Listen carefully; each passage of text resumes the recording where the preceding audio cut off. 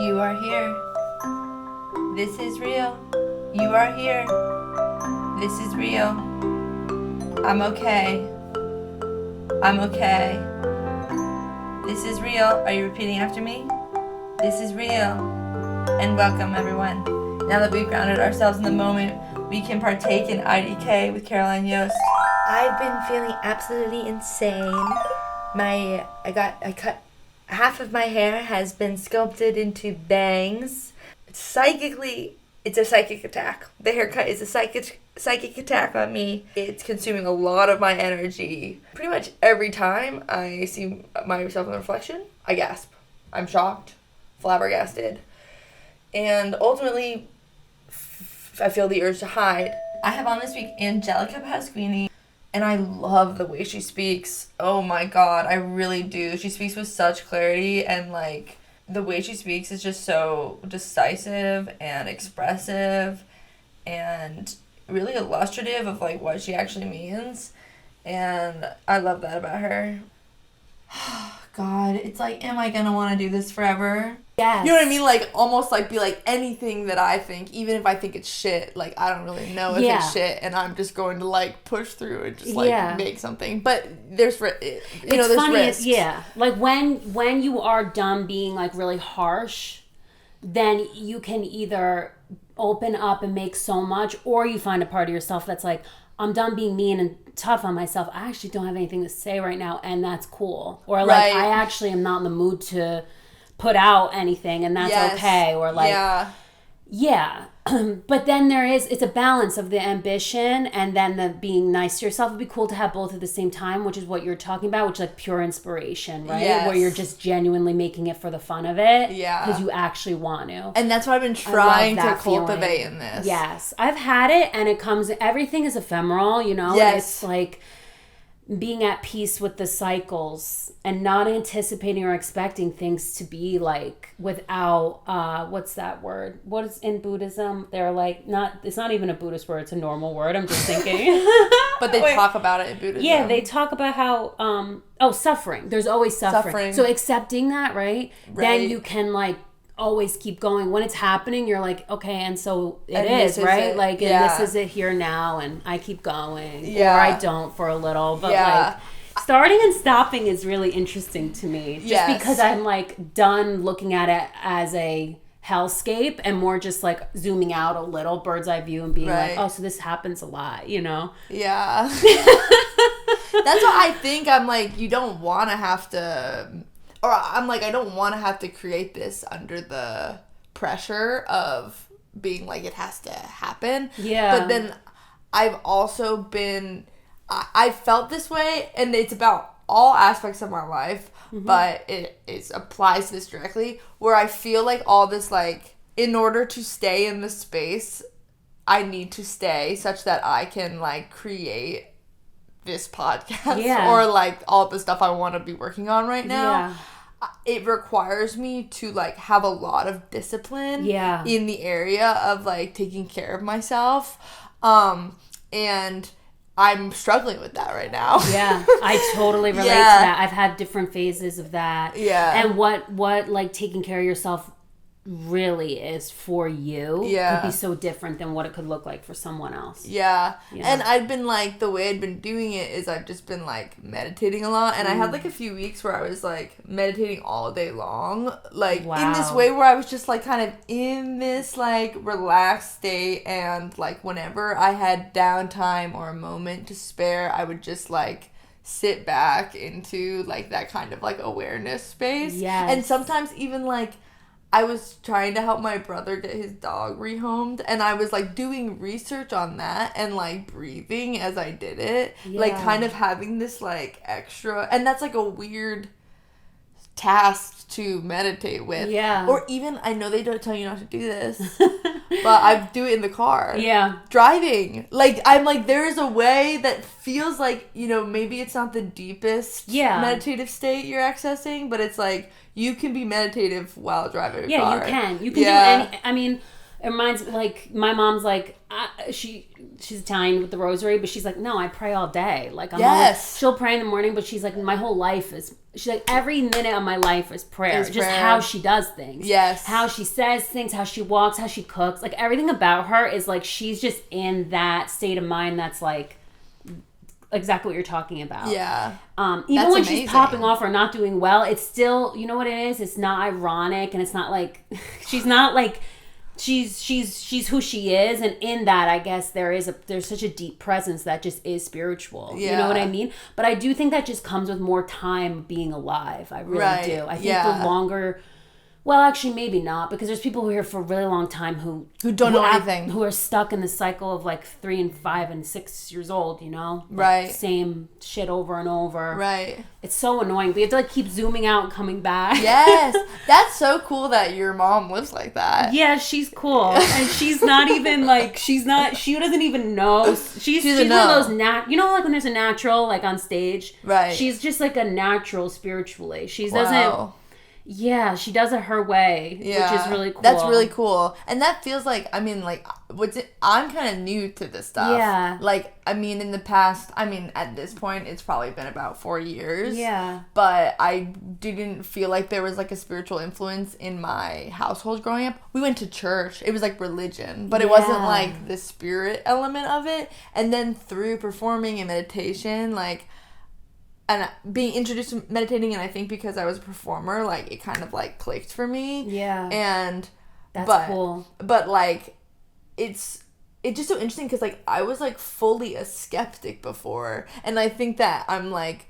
And part of what we were saying about suffering is, like, part of what I'm dealing with right now is that I felt, like, ecstatic for weeks. Yeah. Like, I was so high. Like, as I created the podcast, like, I was, like, in this, like, really ecstatic space. Meditating constantly, just, like, feeling so free, feeling no resistance to anything. And now kind of, like, having this, like, realization of, like, it was my first period like that. But really felt like an awakening where I was like, okay, now I, like... I learned about this skill, and now I'm, like, applying it to my life, and I know that it helps me. Yeah. Like, before I was kind of, like, I had the idea that it helped me, but now I'm, like, living it, and I know that, and I'm still, like, returning to it, but I'm, like, realizing, like, how early on in the process I really am.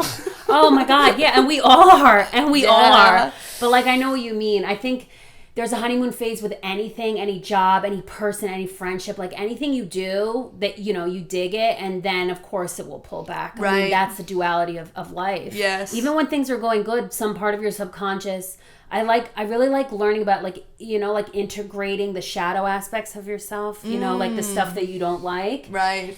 Apparently, you know, all these psychologists and things say, like, when you can integrate the part of you that's also like, I don't like this anymore, or that actually having that harmony and not hating that part of you, right? This new part that's showing up that's resisting, like just being like, all right, fine, you can be here too, right? It's kind of like freeing. Yes. You know what I mean? Yeah. But yeah, that like, I have a lot of friends that are sober and in AA, and they say it's the pink cloud when they first get sober, they call it that, and then when it bursts, like, everyone gets upset, but like your first few months you're just like, oh, exactly what you're talking about, like, oh my God, I'm so happy finally. You know what I mean? And that's a blessing. And to, like, feel a sense of stability too. Like, I feel like it's like that's part of it where I'm like, oh, that I have, like, something inside of me that I can, like, access and helps me feel, like, stable and like good in my experience. It's the best. Yeah. When you have a tool that actually works. Yeah. And then I do think it's human nature to want to put it down and not do it. Yeah. Isn't that funny? Right. But it's what everyone says. It's like Tails all the time. Yeah. It's like everyone's like, yeah, and then I stopped doing all the things that I knew how to do.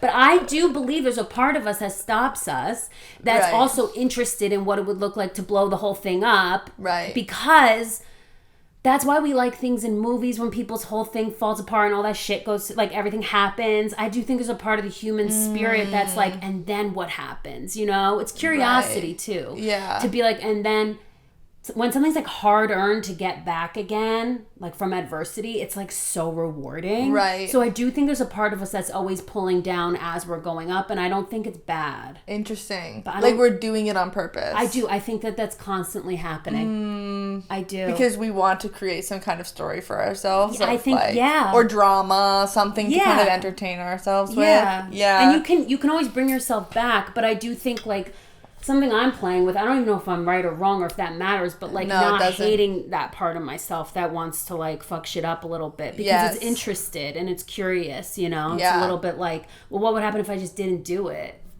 Yeah. That is cool. It's kind of fun. Because there's other parts of me, because I make a lot of my work too, like all DIY, everything I create is like on my own my whole life. Yeah. And then sometimes when I pull back and just don't want to make anything, there's a whole other part of me that's not about making work. And I'm like, who's she? You know what I mean? And that's kind of fun. Yeah. Yeah. Yeah. It's so cool because, like, I feel like all these, like, new ideas that I'm sort of learning about, like, they're so integrated into the language of, like, how you speak and view the world already. Like, just, like, this whole idea of, like, oh, like, not hating this aspect of yourself and, like, trying to see it as, like, I think there is something to... like hate and love while they are like very powerful, they can sort of like smooth an idea over or something, or like smooth an experience over. It's like, oh, if you hate something, like you're not seeing all the different dimensions of it. And like what I hear and what you're saying is like, oh, like if I don't have such a strong emotional reaction to this part of myself, then I can be like, okay, well, like, what is the purpose of it? Or, like, what is this an expression of? Or, like, what is there to learn about myself from this thing or something? That's so right on, yeah. Because every shitty thing, I hate to say it because it's so cliche, but, like, there's so much, I hate this. I hate learning lessons and shit. I don't know why I find it annoying, but amazing. It's true. Yeah. It's like every shitty thing, there's this amazing gift in it. And then you're like, you know, like a lot of it happens in romance because you're so vulnerable and intimate, and then after it all gets like ruined, there's a relationship with yourself, even if it's just doing the smallest thing for yourself. Like that's a new honoring that you never had before for yourself. You know what I mean? Like you couldn't get that if you didn't have that. Right. It's annoying but real. And then it's that over and over. Right. Like forever. Right. So like the impermanence is the thing that kind of like teaches you new stuff. It does, and it also is the thing that is making the relationship with yourself truly the most important, iconic, beautiful relationship ever of all time. Right. You know what I mean? Yeah. Because you're like, I can do this. Right. It's like trauma and like horrible shit. It can just take you out, and we've all been there, but it can also like make you so like trusting of yourself. Like I actually trust how I feel. Yes. Like I know what I'm doing. Yes. You know? Yeah. Which is amazing. Yeah, William, my boyfriend out there, his stepmom gave us this book for Christmas called Jesus Calling, which is like every page has like like a little spiritual blurb that this woman, I believe the author has written like a journal for each day, and then it also like calls out different Bible readings, and I don't know if that's where the ideas come from or just things she wants you to read. I don't really know, but I was struck by this book because it's all about like his presence and like when you have adversity, like know that I am here, and just like this idea that there is like this like extra presence, but that like I like the idea rather than it being like Jesus, you know, maybe it's like this like yourself or something, you know what I mean, like whatever that higher aspect of yourself is, like that is always there with you, totally, and you can like be comforted in the presence of it, like no matter what is happening. And that when people are successful in life, they don't actually discover that side of themselves because they don't like need it. Like it's like when you need to like find something bigger to pull you out of a hole or like deal with some shit that you have, like that's when you kind of like discover this thing. But what's interesting is, to me, I'm like, it almost feels like the most important part of everything. It is. Yeah. That's why if you get everything you want before you discovered that piece, I mean, it's truly in every true Hollywood story, like, it will all fall away. Right. If you can't, like, look at yourself and be like, well, I know that I can handle this, and I know how to I have my own, I don't know, coping mechanism, things like that. You know what I mean? Like, you need to be realized to a certain point as a person. It's a fucking honor to go through shit like that, you know? Like, it is. It's an initiation into your own self, your own power, you know, even when it's horrible, and also I have times where I'm just like, I hate everything, everyone, I don't want to do anything, everyone sucks, no one deserves me. Like, I go through that, and then what does it do? How do you get out of that? Or like, what does it look like in, because I'm so interested in the landscape of your mind around this stuff, where I'm like, so like, what is it like when you're like, I hate this, like, how hard do you feel that you're in those emotions? Like, how hard is it to like get some perspective on it? Or do you kind of feel like you're at a point where you can see it and it? I fully indulge in pain, crying, let it out. Like, I think that's really important.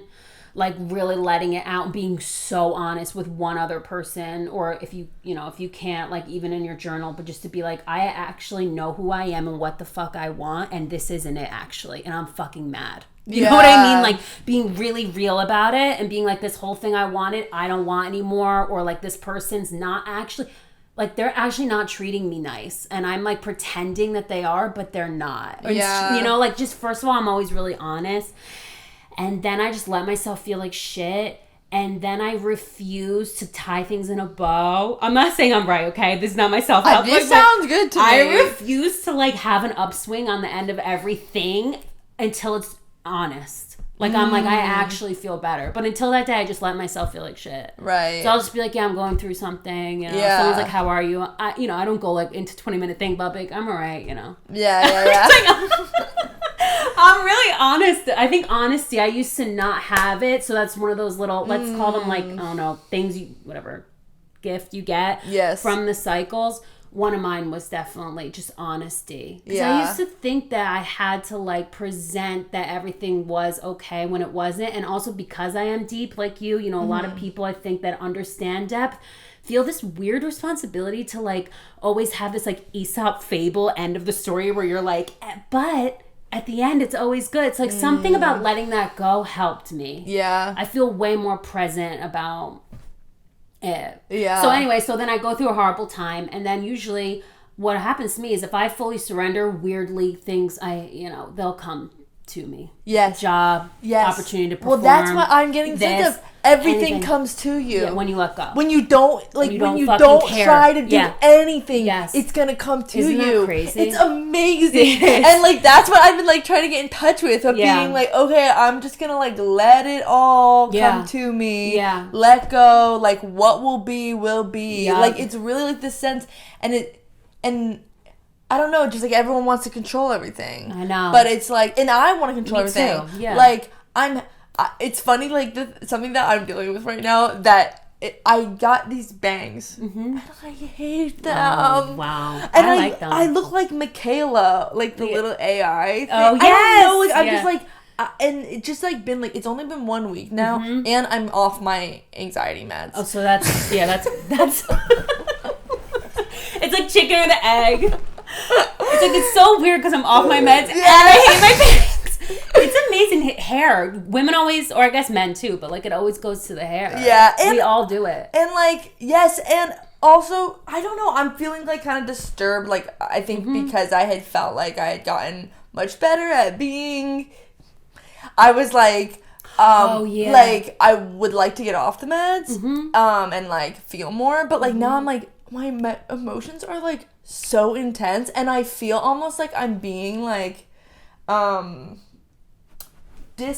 not disarmed, but disarmed, sure. Disarmed in, like, every moment or something by them. Like, it's making you vulnerable? Like, I feel so vulnerable, and I feel like there was, like, and I don't think this is good, but, like, what I was experiencing on the anxiety meds was that, like, nothing bothered me at all, ever. Yeah. Like, and that felt really good, and I think it actually empowered me to do stuff like start the podcast or, like, you know, like, take bigger leaps or whatever, or, but I'm like grappling with this thing now where I'm like, it's so crazy how I can like be on this side of like seeing everything with like utmost positivity and like being really generous and like being able to surrender and like being able to be like, I don't know everything, like I'm just gonna love that part of myself. Yeah. And then like suddenly I'm off these meds and I'm like, I fucking hate it. Yeah. Every moment I hate, someone pisses me off. Yeah. I want to yell. Yeah. I don't feel good just like being. Yeah. and I'm trying to like, and now I'm almost trying to like kind of tap into that suffering thing a little bit, where I'm like, it's not about, because it was like too good, you know what I mean? Whatever I was feeling was like not, maybe that was even not real in its own way or something like that. I know what you mean. Yeah. Yeah.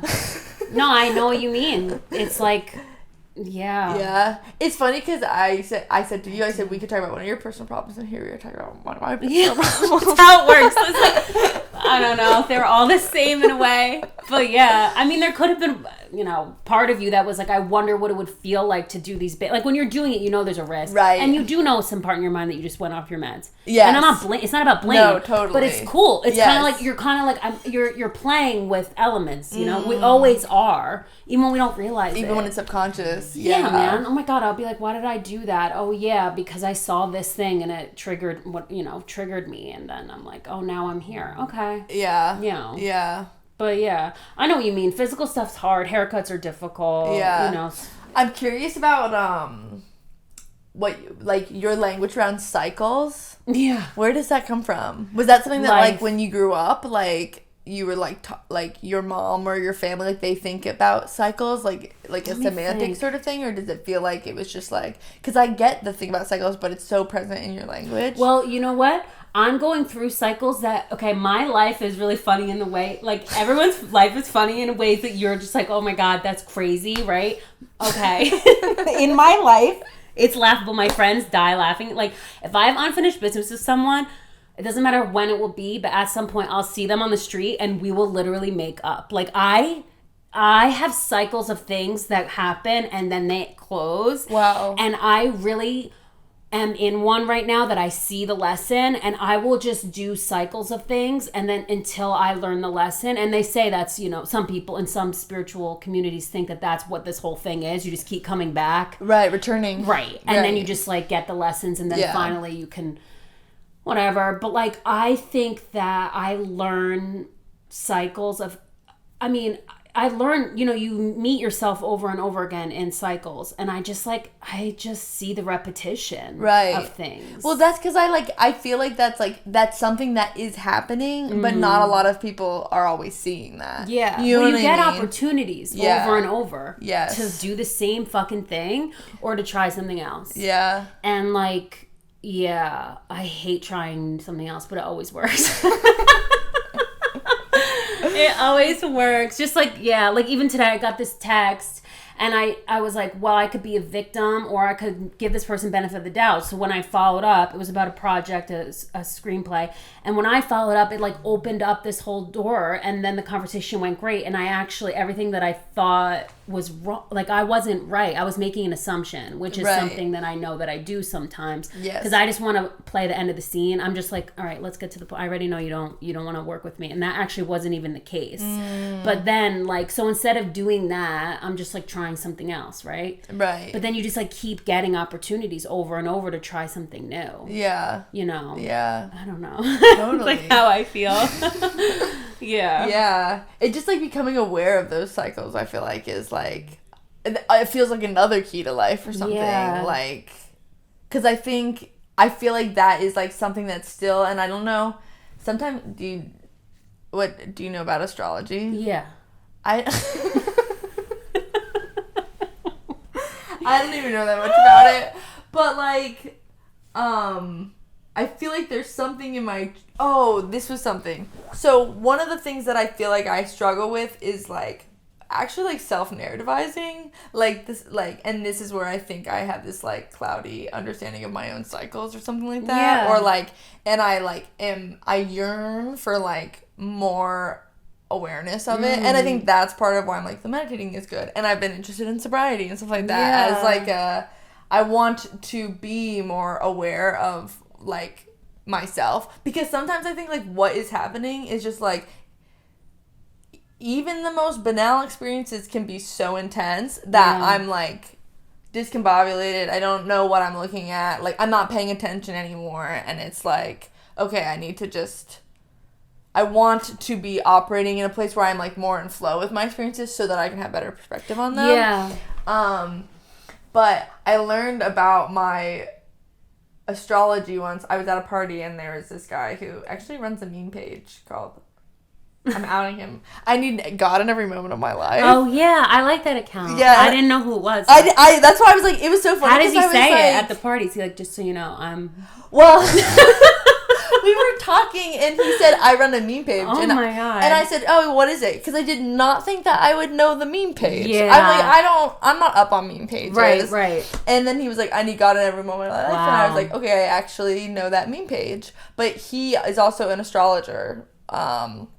And he asked for my stuff. Yeah. And just like in his mind, he was like, oh, your moon is in your 12th house, which means like your identity is like really wrapped up in your subconscious. Wow. And it's like kind of, and it was just something that I felt like, and like the invisible things or whatever. Maybe I added that because, do you know, Mr. Rogers is like, he's always talking about the invisible stuff. And he was like one of the, okay, now I'm having all these ideas. Yeah. I read, like, when I first moved to New York and I had the hardship of that. Yeah.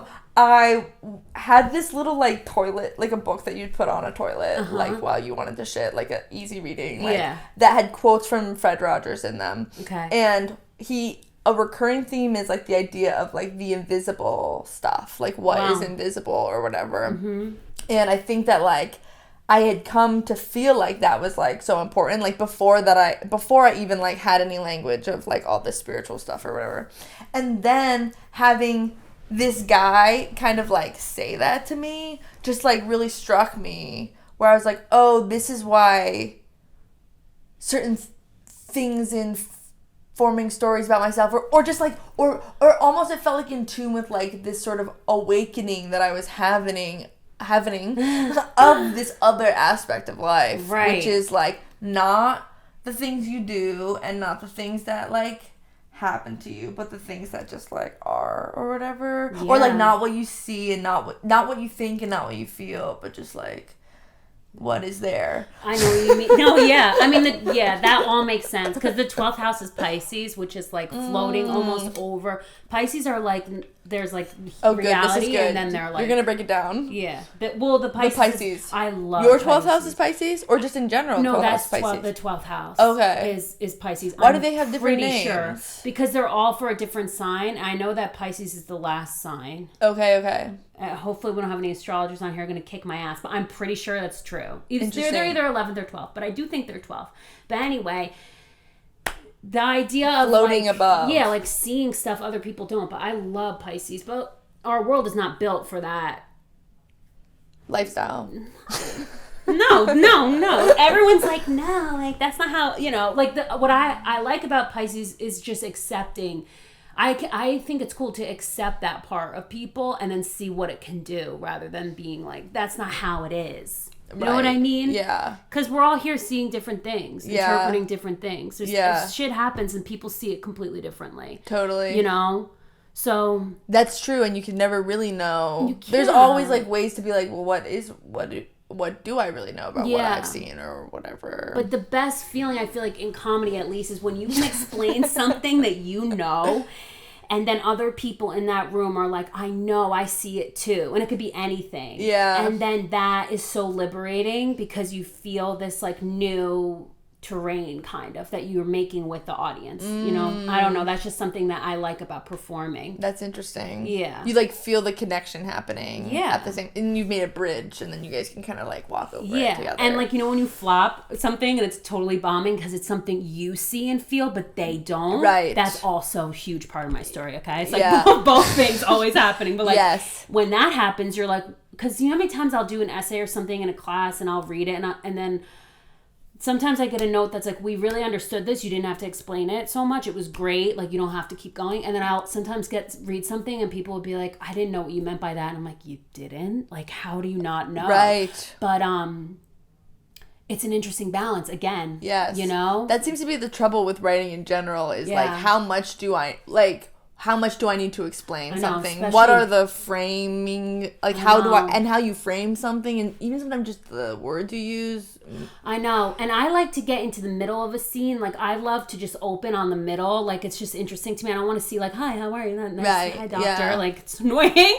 But like, people need context sometimes. Right. But like, I just feel like the center is what I'm interested in. But I feel like that's like common wisdom though, right? It's like, come late, leave early, or whatever, when you're writing scenes and stuff. Yeah, that's true. But but I've had the experience where people are like, I'm not sure how these people know each other, or like that, and then I'm like, right, all right, I can't go too far, out, but like, and like the gift of like the excellent joke writer is like knowing how much context is needed to communicate an idea without giving too much context to distract people from like what you are trying to say. And then I guess that takes like reps, you know, like refinement of that, and just even knowing like what I love that you brought up the imaginary world. Like, that's so much of what we are like as artists all like just tasked with is like making something out of nothing. You know, it's just really cool to think about it and talk about it.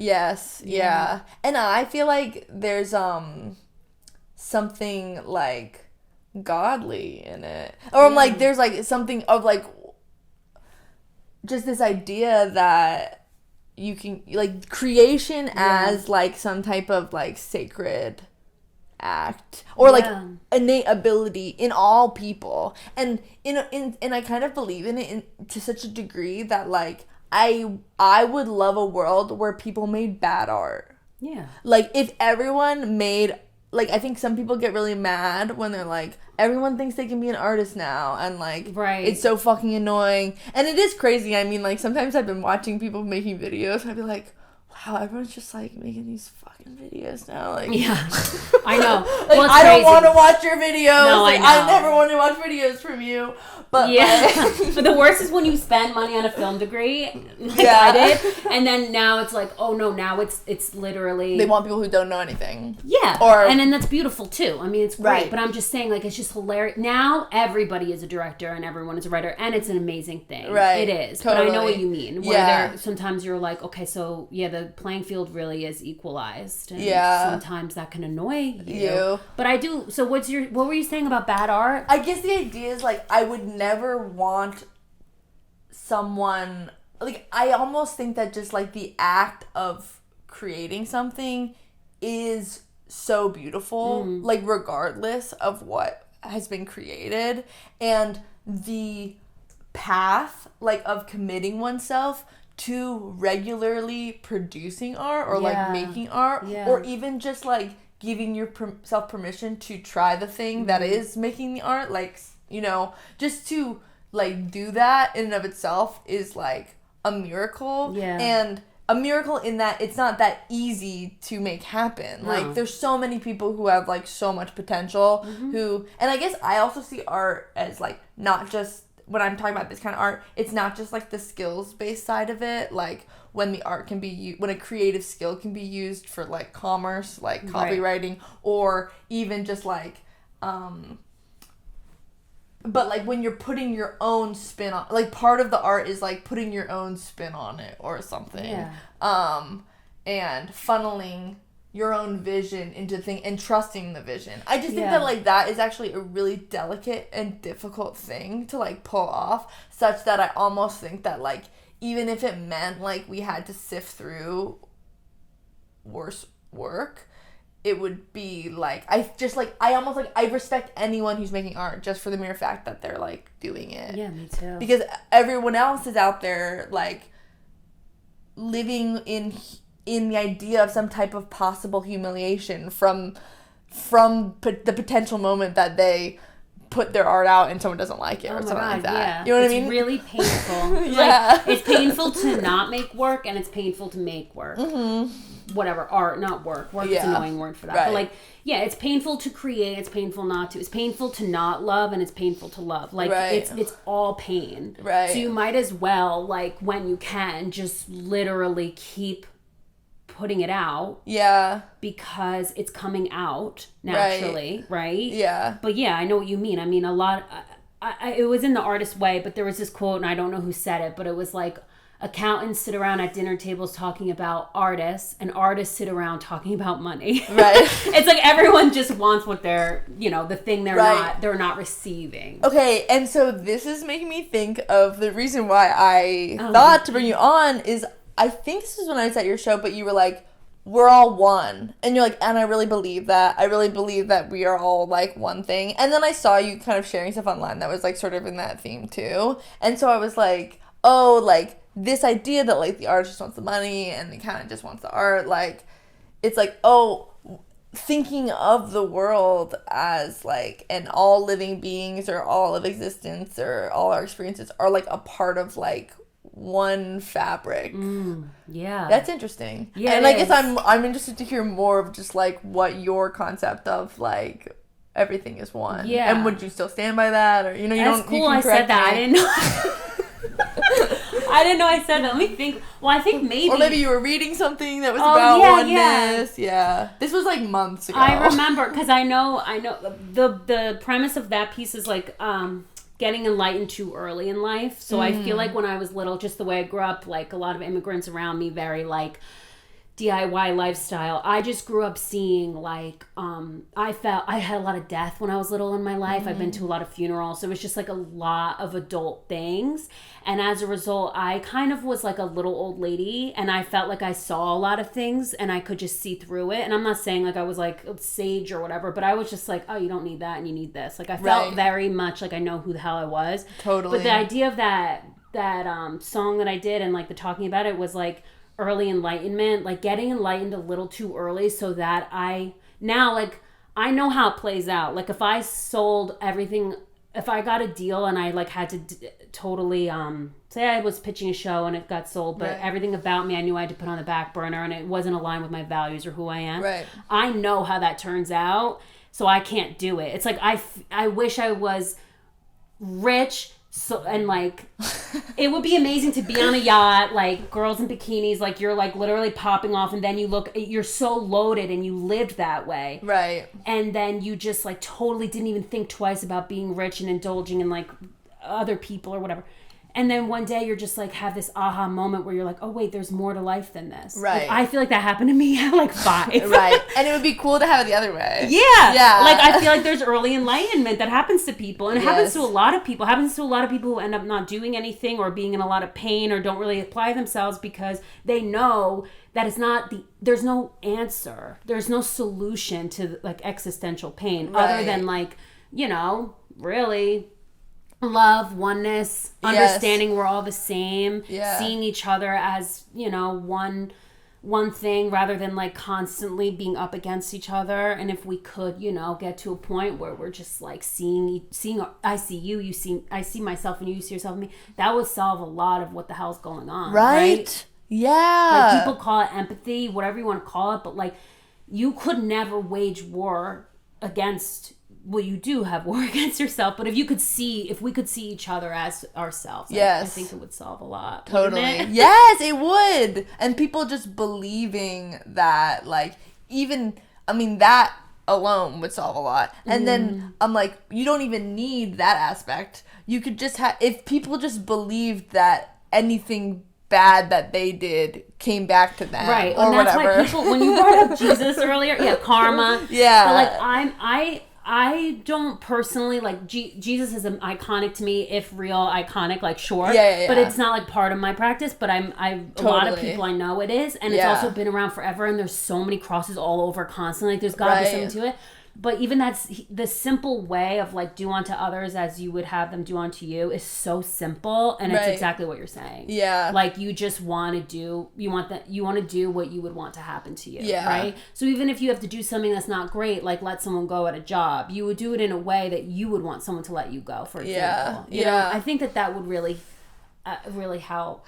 Yeah, it's hard. Like, just thinking about, like, there's so many ways in which, like, the world is structured that incentivize people to, like, not do the right thing or whatever. Yeah. But I feel like in some ways it's almost structured that way because it's, like, the only way that they can, like, that people will reliably act the same or something. Yeah. Like, with, like, if the more you can get away with. It's 100% like, true. Yeah. I really believe what you're saying. Yeah. I think that it's not an accident that we've created the idea of success, at least in this country, to be like, first of all, your salary, nobody knows. And that's alone, insane. That alone. I don't like that. You're applying for a job, it's like, I'm not going to tell you, and you're not going to tell me until the end, and then you get this much and I get this much. We are not allowed to talk about it. It's rude.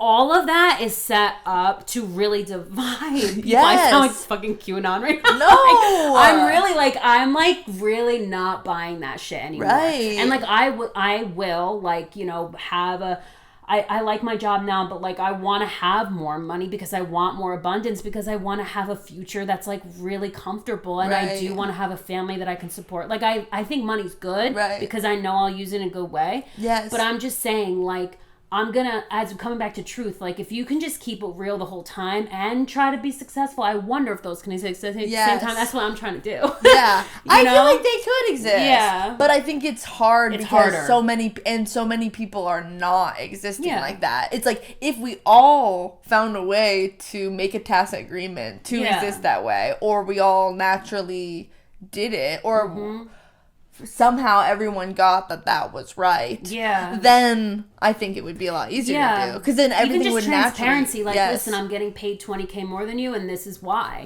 You know, and then it's like, I'm sorry if that hurts your feelings, but like, at the same time, at least I'm telling you. I don't know. You know, like all the knowledge is good. If it's the truth. I do think that secrecy and, like, you know, not being able to be honest about things, and also shame, as you know, like, shame is the center of, like, shame, every I think, problem. It's the worst. I would love to eradicate shame. Yeah, of course. Eradicate shame. I mean, we don't need it. It is literally what is causing everything that we're talking about. I really do think. That's interesting. And, like, right now in this chapter of my life, I'm working it with little kids. I'm directing this Wizard of Oz. I saw you posted a little they are really, like, examples of, you know, I see the shame in some of them. I see some of them not have it. You see when it happens, like, they'll make choices on stage and they look to me for, like, some of them will look to me for, like, you know, they do their line and then they look to me to see, like, how it was. And then there's other ones, like, that just don't look at me and they just, like, do their thing and they're not ashamed. And I'm like, this is wild. Like, when does it start?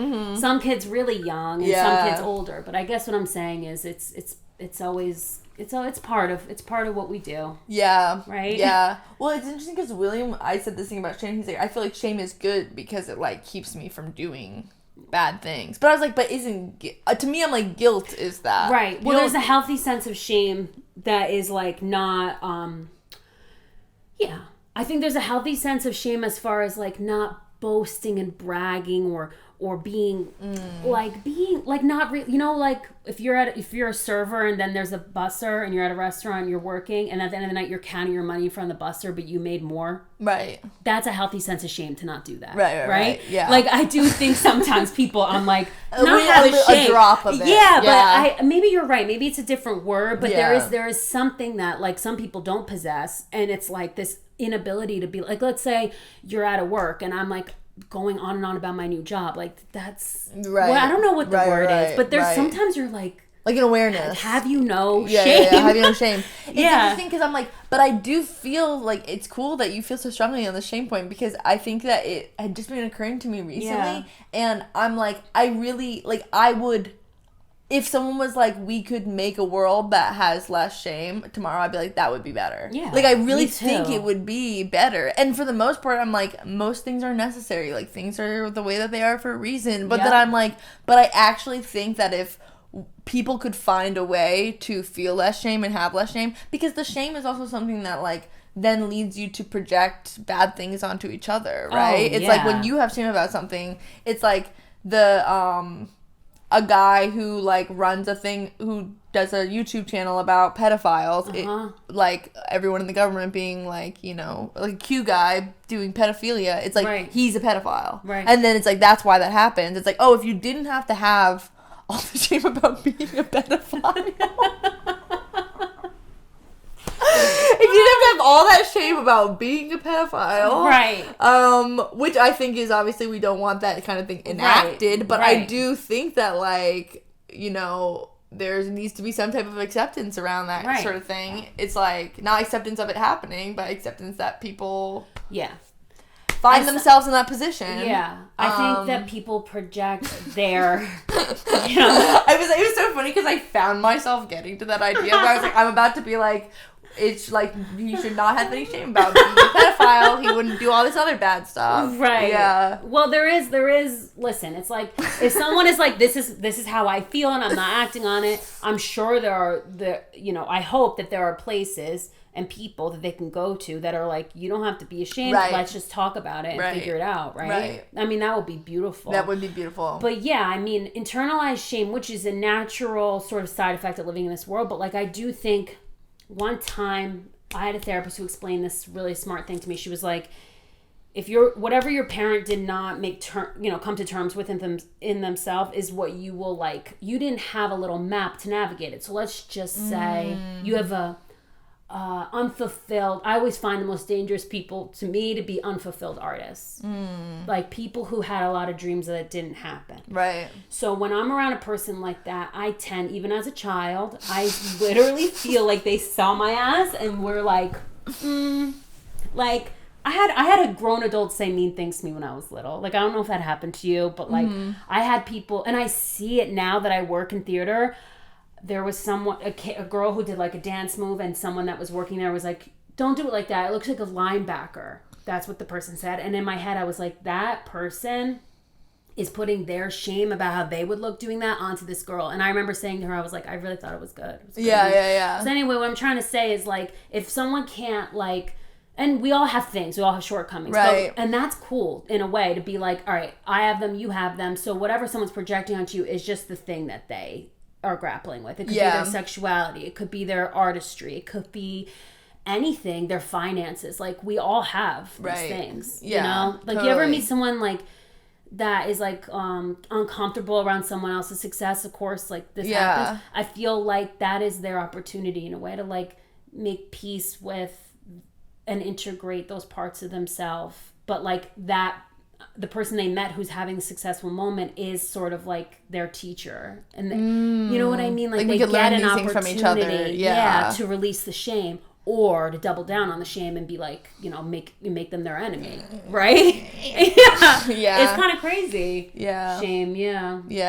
Wow. Do you ever feel when someone like projects their shame on you? Totally. It's crazy. As you get older, you're just like, oh, that has nothing to do with me. It still hurts. Yeah, it does kind of hurt. Yeah. In a way that I find kind of like surprising. Because I don't really think of myself as someone who is like super, I mean, I don't think of myself as someone who's like, it's so crazy. I'm having this experience where every time I try to think of the idea, the exact opposite, like, truth about the idea occurs to me at the same time. So I kept, like, trying to find, like, a different access point into talking about this. I know exactly what you mean. Yeah. I have that happen sometime. Because both things are true, probably. Both things are true, right. So I guess what I was going to say, I like to think that I am not that, what is the word, like, petty or, like, egotistical, that, like, I can take, like, other people not liking me or something. Right. I'm like, I like have mechanisms inside me and ways of reasoning, and like I respect myself enough that like if someone doesn't like something about me, I feel like I can normally be like, that's them thing. That's them thing, and that's not my thing, me thing. Yeah. But I think that sometimes, or just like recently, I've been sort of been in situations where I'm like, oh, it's still kind of like hurts that you are thinking about me this way. Yeah. Just because, like, you're human. Yeah, you're human. Mm-hmm. And then also, and maybe this is obnoxious, I had this friend in high school who we got in this fight once, and she was like, oh, you think you're so superior. And so I'm about to show a side of myself that is like that, where I'm like, oh, if you, like, actually a more beautiful world exists where you don't feel like this about me, and we can all just, like, love each other. Not even from a place of, like, oh, that hurts my feelings, but more just, like, the thought of you stewing in this, like, jealousy and envy and hatred is just, like, sad to me, because I just know that, like, there's so much love available to you or something. Totally. Yeah. I love that you brought that up about the superiority thing, because for real, like, sometimes you might learn a lesson and you think that it's your opportunity to tell somebody else that when they're in pain, and it's not. And I'm a big, this is something I really fucking believe in. It's like, people learn their things on their own time in their own way. Yes. And there's people that are way smarter than me that in ways that I haven't learned yet. But in other ways, like, I learned something maybe at 5 or 6 or 12 that they didn't learn yet, right? Right. And in ways, like, we're all experts at our own, like, life. Right. So I know what you mean by, like, I call it, like, Gandhiing the situation. Like, when someone's Gandhi towards you over something that's actually causing you pain, like, you're like, you really hurt me and da-da-da. And they're like, you know, I'll always love you. And, like, I see your hurt. And they're, like, spiritually bypass you. Yeah. That I really have a problem with. You know what I mean? Yeah. But I know I've done it to people. I'm not on a high horse. Like, I know when I was younger, I was like that sometimes. Right. And now I'm like, this person's not ready to hear what I want to say. Right.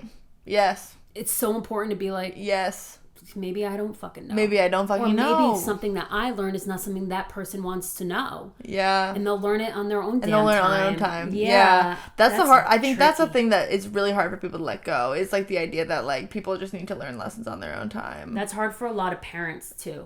Like, a lot of parents, like, want to teach you stuff that you just have to learn through your own life. Right. You know? Yeah. They want to download their lessons into you, but it's impossible. Because they know better. Yeah. There's a lot of things that I had to do to learn I didn't like it. That's definitely true. And I don't regret any of it. That's good. Yeah. Do you feel that way? Wait, say that again. Do you feel like that? Like you had to do things and learn, you had to experience it to know you didn't like it, but you thought you wanted it.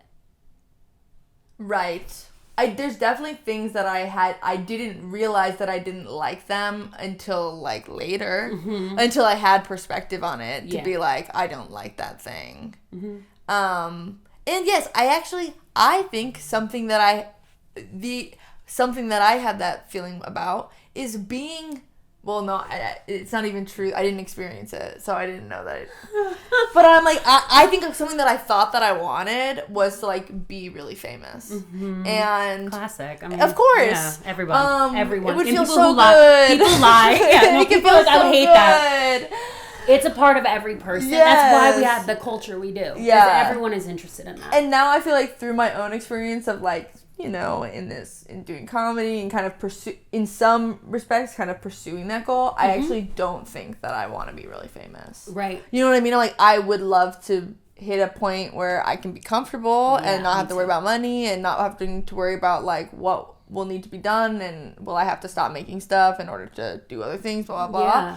But, I just feel like I have a good enough sense now about the things that make a person famous, about the things that are, like, required of you when you're famous, of, like, what the day-to-day experience is like of, like, being famous, like, all the things that come along with that.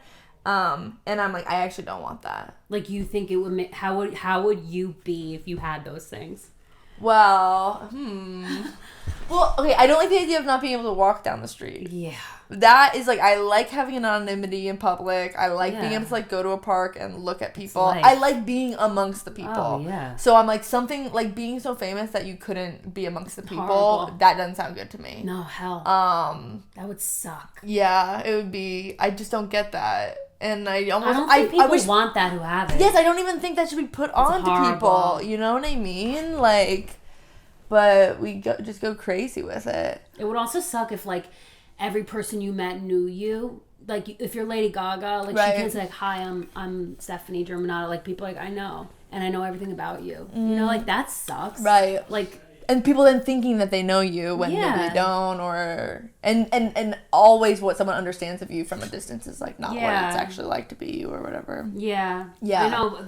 Fame, apparently, I mean, according to like every movie and book and fucking poem and person, it's brutal. Yeah.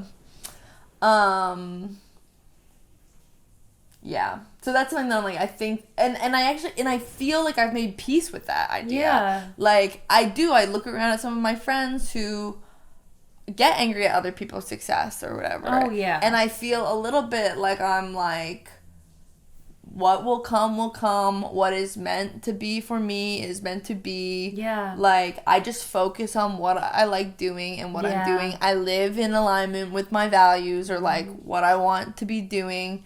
And if I just, like, put all of that first, like, I don't need to get mad about that. And then, like, they're still angry that they're not famous or something. Yeah. Like, I feel like that, it's like when you see someone's success, it's like, I mean, obviously, there's so much more wrapped up in success than just, like, fame. Yeah. You know, because there's, like... I mean, it's security. Security. Money is security. That's something that I'm, like... I've made a lot of peace around wanting steady income. Yeah. Like, I've had freelance life, you know, this, and then getting this gig, and then I've had, like, steady work. It's like... But I know me, and I know I have no shame around being like, I love that I make the same amount of money every week right now. Right. You know? Yeah. And I'm directing local community theater with children, but you know what? I know how much money I'm making. Yeah. And that makes me feel good. But I've had times where I'm like, I don't know how much I'm making, and that doesn't work for me. Right. But I guess you just have to learn yourself. Right. And, like, see how it is for you, align with your values. And one of my values is definitely, like, taking care of my damn self. Yeah. You know what I mean? Totally. But... And was that always a priority for you? No. I'm just curious. Oh, because you're saying about mean. Yeah, I used to be really mean to myself all the time, and it got me a lot of things. And the funny, ironic thing was you a lot of things? Yeah, I mean, like, I would push myself to the point where, like, I would just, like... How do I explain it? Like, I found myself in arenas that were, like, I wanted to be in, but I wasn't there for myself. So it had a hollow bottom that, like, fell out, I guess. Wow. Kind of. Like, I feel like I just didn't have, like, a... Like, you got what you wanted and it didn't... Yeah. Yeah, I've had certain experiences that felt like what I wanted. And then I also feel like I've had, like, I guess this just... realizing that nothing is what it seems. So, like, everyone has their own idea of success, and mine is, like, you know, multifaceted or whatever, but at the center of it is truly contentment, like, happiness with myself, like, waking up and not being like, this is horrible. Right. You know? And I've had that feeling. Yes, for sure. I know what that is like. Coming back to me right now. It is? Of being like, I don't want... Because I'm off the meds. I'm I just don't want to get out of bed. I hate that. I know that. Yep. And you're like, damn, like, that sucks to feel like that. It does. But it creates a depth in you that you will carry, and people will see it in you, and they'll know that you're... I know I sound like a spiritual coach. You. Please, I need it right now. But I fucking love people like that. I love people that know how that feels like. Yeah. I'm not saying I can't relate to you if you don't know what it's like, but, like, it's harder for me to, like, really... I don't know. Yeah. I like when people understand depth. I think it makes you more empathetic. Because if you met someone and they're like, I can't get out of bed, you're not like, wait, what? You're like, you're lazy. Yeah, I know. Yeah. I know how it is. Totally. Yeah. That's true. Yeah. Yeah. But for that, I always just indulge it. But sometimes you can't because you have to, like, get up and do stuff. But I'll just indulge it until I surrender and then let go. That's interesting. That's good to think about. It's painful. Because to me, I'm like, because I've been indulging it too. And then you're, like, mad at yourself because you're like, I wasted my whole day or whatever. Yeah. And then... But I think that, like, that's been, like, a mark of, like, for me, like, I know I'm doing really well when I just want to get out of bed in the morning. Like, it is so rare. Yeah. Even, like, when I was medicated, like, still I would like to sleep in. Like, it's harder for me. I'm just so comfortable in there. I know. I'm so cozy. Yeah. It's like I just don't want to leave. I know. It's warm and it's soft. And I just think that, like... I'm like, but I know that I'm, like, doing well when I am willing to get out of bed. Yeah. And I just get up. Like, I just get up. Because most of the time, there's, like, a moment where I'm like, I'm awake now. Yes. I'm going to lay here. My mom, who we already talked about in this, but she says, like, work is medicine. Like, she's like, get up and go to work. And I know, like, very successful people that have had side jobs and things, waitressing, whatever, and they're like, it's good to have a job that you kind of hate. It's good to have something to complain about or make ideas around. It's good to get up and go, even when it's horrible. Yes. It's good to go to work. Go, whatever it is, class, whatever, because it's medicine. Right. We can't sit around, and that's where meditating gets a little dangerous too. Like, people can't, you become self-involved if you're just literally in your little palace of wellness all the time. You can eat, pray, love into like having nothing around you, no real relationships, because it's always going to be difficult and hard. Like, that's what relationships are like. But I guess what I'm saying is like getting up and doing shit is like actually medicine. It's like it's like life is movement. It's funny because you brought up the meditation thing, because I was like movement, but then I was like, but stillness is also good. There's like one of those things where it's like there's these two kind of opposite ideas, the duality of life, like always. And I love what you said earlier about being still while moving. I think that's so fucking cool. Wow. Okay, I feel like we were pretty good. Do you like this? I think Are you? Did you like being here? I'm so happy we did this. I really needed it. Thank you. Thank you for this. I didn't. This is IDK. I didn't ever say that.